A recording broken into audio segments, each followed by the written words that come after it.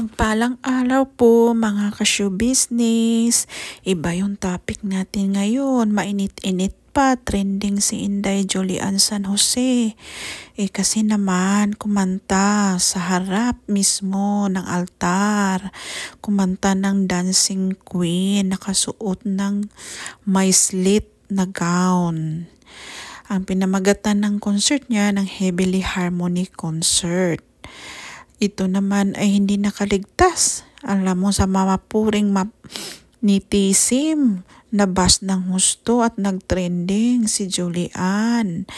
Pero yung naturang concert naman daw ay aprobado sa organizer, pati yung sinuot ni Julian San Jose.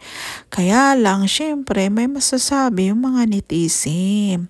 Kasi hindi naman daw nababagay na mag-concert ng kumanta pa ng dancing queen at sumayaw sa talagang harap ng altar.